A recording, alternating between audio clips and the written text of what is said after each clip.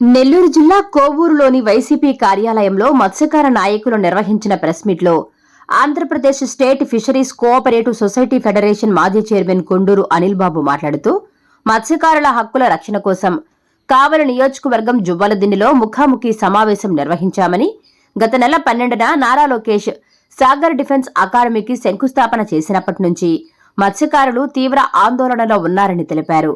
గత ప్రభుత్వ హయాంలో మాజీ ముఖ్యమంత్రి YS Jaganmohan Reddy fishing harbour కోసం 79 ఎకరాలను కేటాయించి అక్కడ కేవలం మత్స్యకార అనుబంధ పరిశ్రమలు మాత్రమే ఏర్పాటు చేయాలని స్పష్టం చేశారని గుర్తు చేశారు.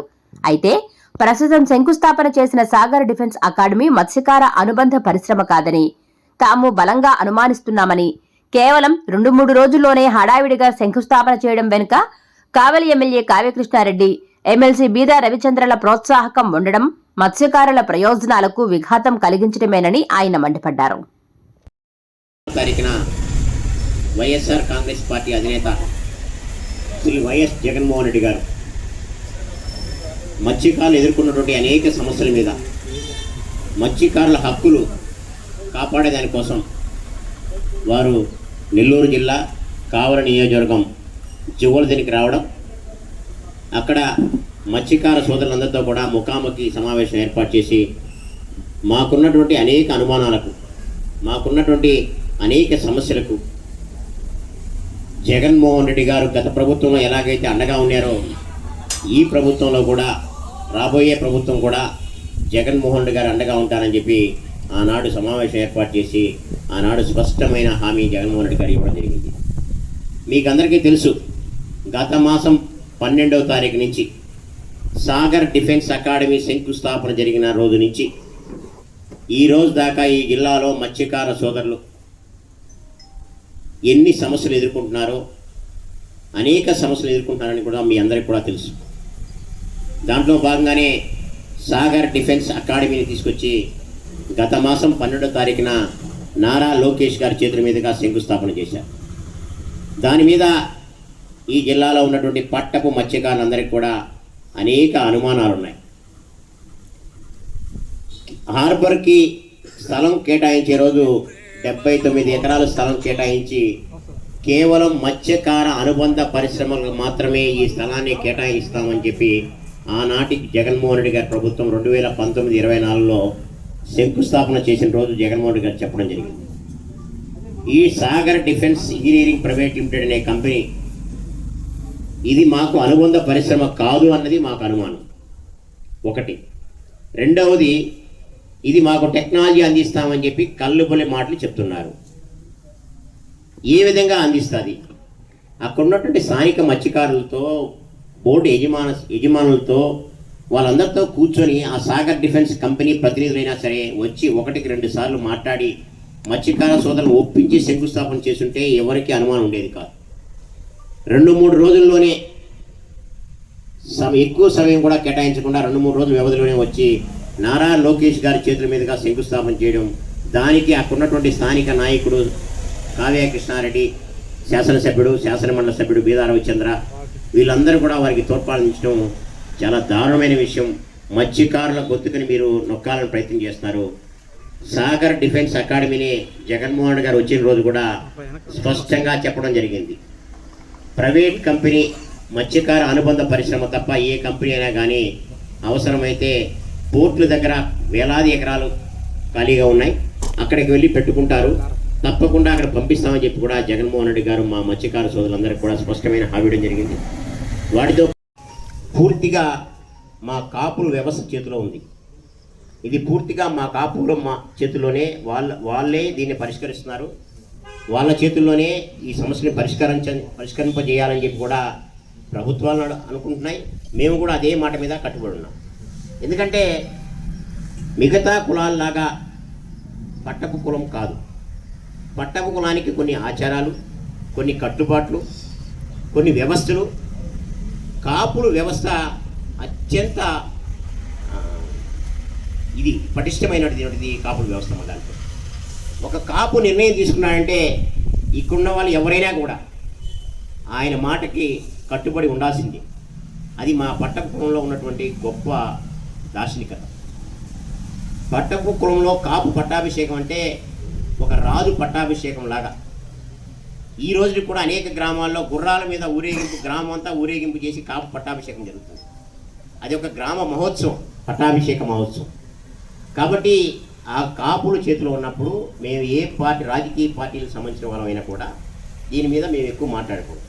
వాళ్ళ నిర్ణయం ఆల్రెడీ మా పోయిన నెల 6వ తేదీ, ఈ నెల 6వ తేదీ తీసుకుని మాట్లాడుకున్నాము. మళ్ళీ రేపుకి వాయిదా పడింది.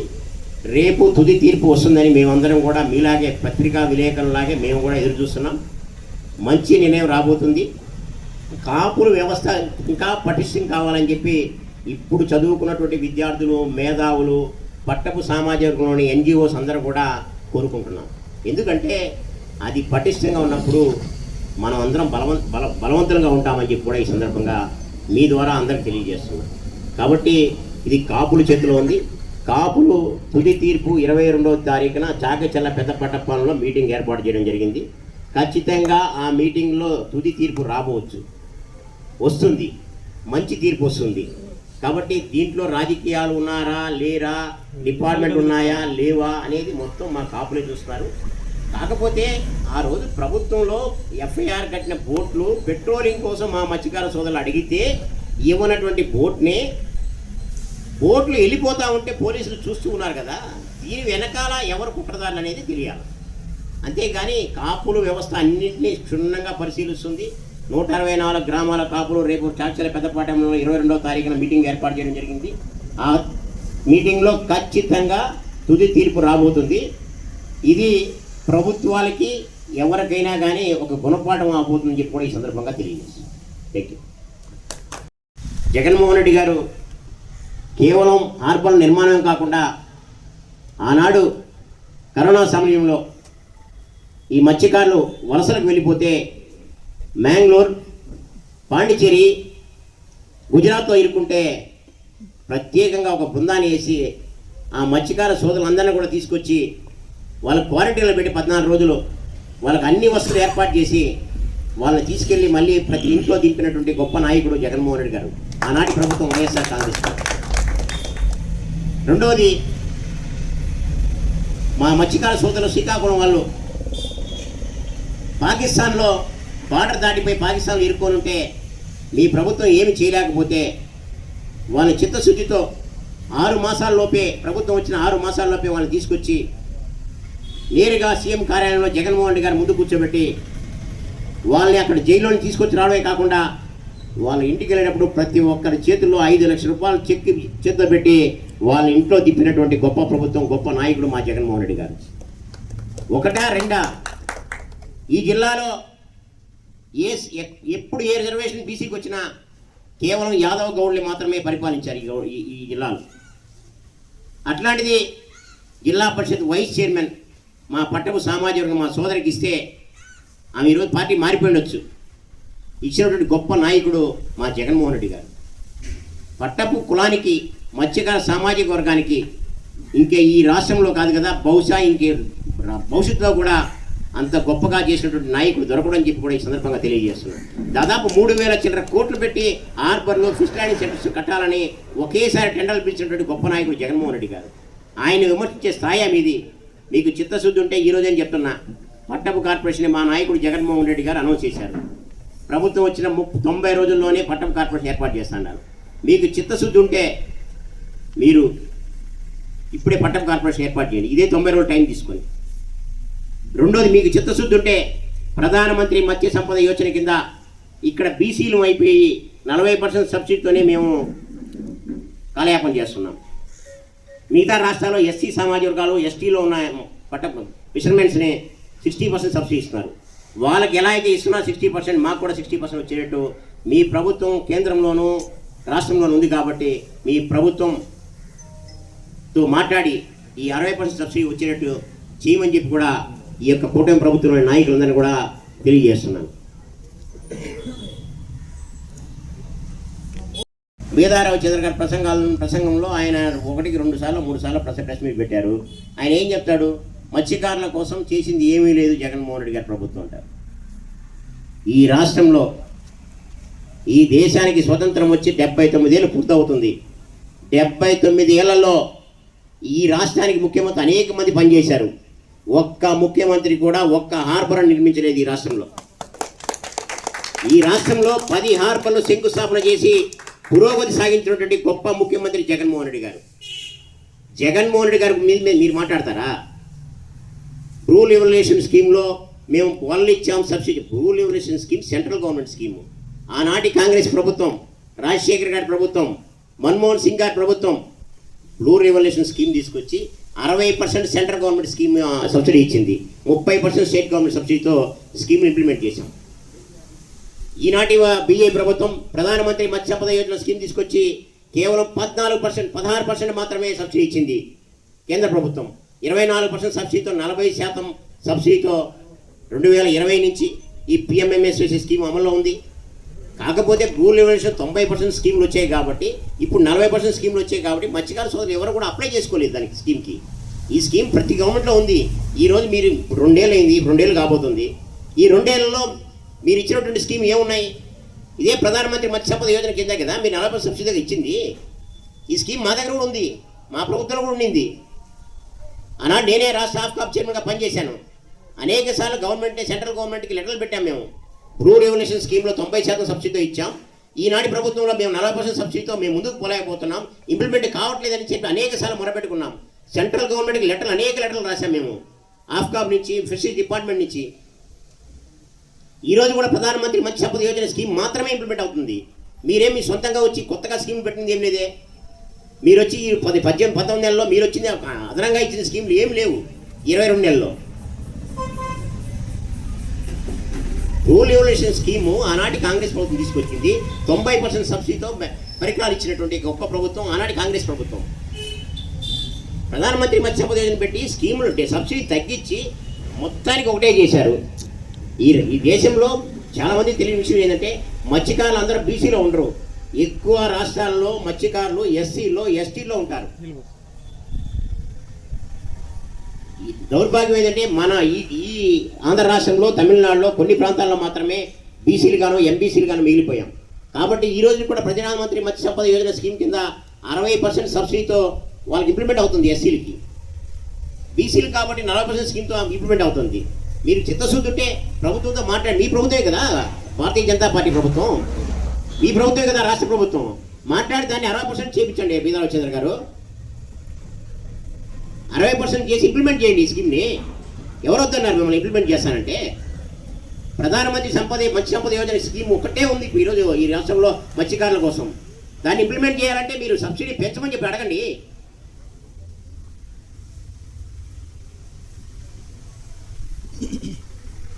అనేక రోజుల నుంచి 2019-24 మధ్యలో జగన్మోహన్, ఇంతకుముందు ఇది కేవలం బీసీ కార్పొరేషన్ కింద అనేక కులాల ఉండేది, బీసీ కులాలు.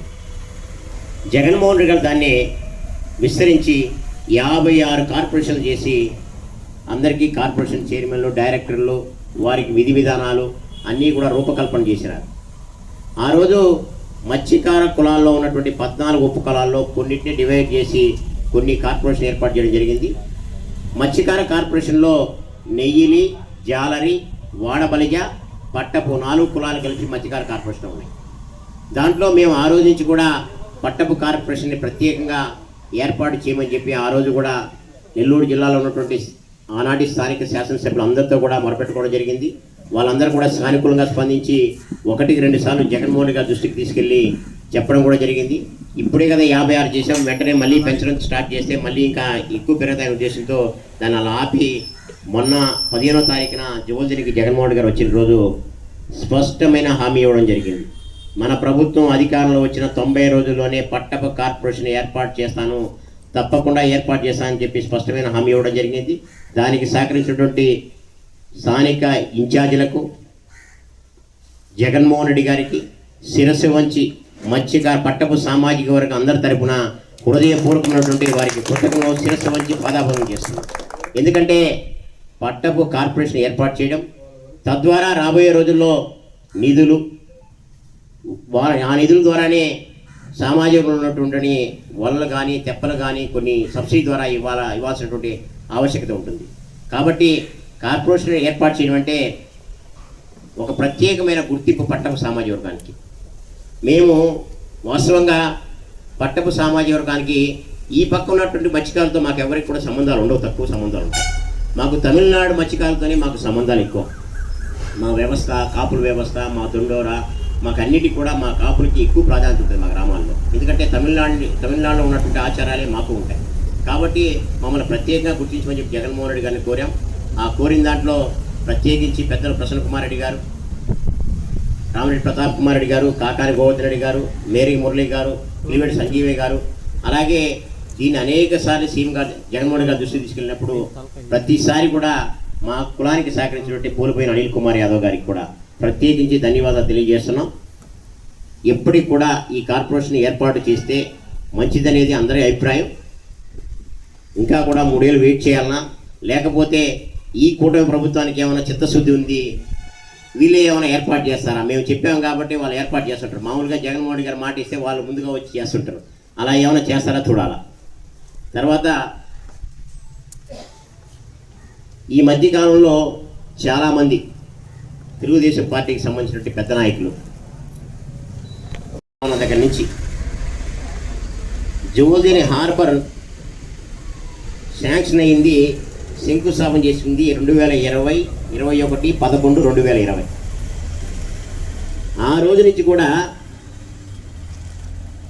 ఆనాటి ప్రభుత్వం టెండర్లు పిలిస్తే అక్కడ ఉన్నటువంటి సబ్ కాంట్రాక్టర్ ఎవరు, స్థానిక శాసనసభ్యుడు కావ్య కృష్ణారెడ్డి. ఆ రోజు నీకు హార్బర్ టెండర్ కావాలా, సబ్ కాంట్రాక్టర్ కావాలని చెప్పి ఆనాటి శాసనసభ్యుడు రామిరెడ్డి ప్రతాప్ కుమార్ రెడ్డికి వచ్చి నువ్వు అడిగిన మాట వాస్తవం కాదా? అది ఏ ప్రభుత్వం జరిగింది? వైఎస్ఆర్ కాంగ్రెస్ పార్టీ ప్రభుత్వం కాదా? ఏ ప్రభుత్వంలో శంకుస్థాపన చేశారు? ఏ ప్రభుత్వంలో టెండర్లు పిలిచారు? నీకు తెలియదా కావ్య కృష్ణారెడ్డి గారు? కావ్య కృష్ణారెడ్డి గారు పదే చెప్తాను, మేము ఏదో మత్స్యకారుల కోసమే హార్బర్ నిర్మాణం చేయాలి. నువ్వు డబ్బులు సంపాదించుకోవడానికి డబ్బుల మీద కక్కుర్తిపడి నువ్వు సబ్ కాంట్రాక్టర్ మెడా రఘునాథ్ రెడ్డి దగ్గరికి పోయి సబ్ కాంట్రాక్టర్ తెచ్చుకొని ఆనాటి శాసనసభ రామిరెడ్డి ప్రతాప్ కుమార్ రెడ్డి చుట్టూ తిరిగి సబ్ కాంట్రాక్టర్ తెచ్చుకొని నువ్వు హార్బర్లో డబ్బులు సంపాదించుకునే దానికోసం హార్బర్కి వచ్చావు, డబ్బులు సంపాదించుకున్నావు. ఈ రోజుకి ఇప్పటికీ నువ్వు ఇంకా హార్బర్నే మాకు హ్యాండ్ ఓవర్ చేయాల. ఇంకా 15% నుంచి 20% పనులు పెండింగ్లో ఉన్నాయి. ఇంకా కోల్డ్ స్టోరేజ్ కాలా, ఐస్ ఫ్యాక్టరీ కాలా, పెట్రోల్ బంక్స్ రాలా, మౌలిక వసతులు ఇంకా కాలా. పూర్తిగా బర్త్ ఆ యొక్క స్ట్రక్చర్ మాత్రమే వచ్చింది. ఇంకా 10-15% వరకు పెండింగ్లో ఉన్నాయి. దాదాపు 30 నుంచి 40 కోట్ల రూపాయల పెండింగ్ ఉన్నాయి.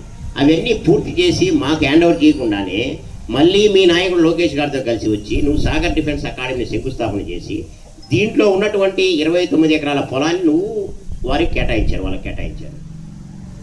కేవలం అనుబంధ పరిశ్రమల కోసం మాత్రమే ఈ యొక్క డిఫెన్స్ కంపెనీ తీసుకొచ్చింది. అనుబంధ పరిశ్రమలు మాత్రమే ఆ యొక్క ల్యాండ్ని కేటాయించాలా. అట్లాంటిది అది చేయకపోగా మీరు ఏదో సాగర్ డిఫెన్స్ ఇంజనీరింగ్ కంపెనీని మత్స్యకారులు మంచి కోసం చేస్తున్నామని చెప్పి చెప్తా ఉన్నారు. మళ్ళీ కొల్లు రవీంద్ర గారు 1-3 సార్లు నెల్లూరు జిల్లాకు వచ్చాడు. సాగర్ డిఫెన్స్ వల్ల ఏదైనా ఇబ్బంది జరిగితే మేమే ముందుంటాం. ఎక్కడ ముందుంటావు? నువ్వే కదా ముందుండి లోకేష్ గారిని పంపించి శంకుస్థాపన చేయించావు. మళ్ళీ నువ్వు ఎక్కడ ముందుంటావు? నీకు శాఖలు మైన్స్, ఎక్సైజ్ శాఖ వచ్చి మత్స్యకారుల శాఖ మీద వచ్చి రివ్యూ చేస్తుంటావు. అది అయోమయం ఏదో ఈ రాష్ట్ర ప్రభుత్వానికి మీకే తెలియాలా. వచ్చి ఏదో చెప్తావు, సాగర్ డిఫెన్స్ కంపెనీ వల్ల మీకు మత్స్యకారు ప్రయోజనం లేదు, ఇబ్బంది లేదంటావు. మళ్ళీ తర్వాత బోట్ల చోరీకి విషయానికి వద్దాం. ఎఫ్ఐఆర్ కట్టిన బోట్లు మా మత్స్యకార సోదరులు ఆ 4 బోట్లు ఇస్తే మేము పెట్రోలింగ్ చేసుకుంటాము, మేము పెట్రోలింగ్ చేసి మిగతా బోట్లను కూడా రానియకుండా మేము చేస్తామని అడిగితే ఇదే ప్రభుత్వంలోని పోలీస్ డిపార్ట్మెంటు బోట్లు తీసుకెళ్ళి పెట్రోలింగ్ చేయడానికి వీలు లేదని చెప్పిన మాట వాస్తవం కాదా? పెట్రోలింగ్కే ఇవ్వలేటువంటి బోట్లని వాళ్ళు ఎవరో పాండిచేరి వాళ్ళు తీసుకెళ్ళిపోతూ ఉంటే మీరు చూస్తూ ఉండిపోయారు కదా. రెండో పాయింట్, ఒక శాసనసభ్యుడు, సర్వేపల్లి శాసనసభ్యుడు ఈనాటి చంద్రమోహన్ రెడ్డి గారు ఒక మాట చెప్పారు. ఏమని? చోరీ చేసిన బోట్లనే పాండిచేరి ప్రభుత్వం సీజ్ చేసిందంట. పాండిచేరి ప్రభుత్వం సీజ్ చేస్తే దాన్ని తీసుకొచ్చి ఇక్కడ పెడితే సమస్య లేదు కదా. సమస్య ఉందా?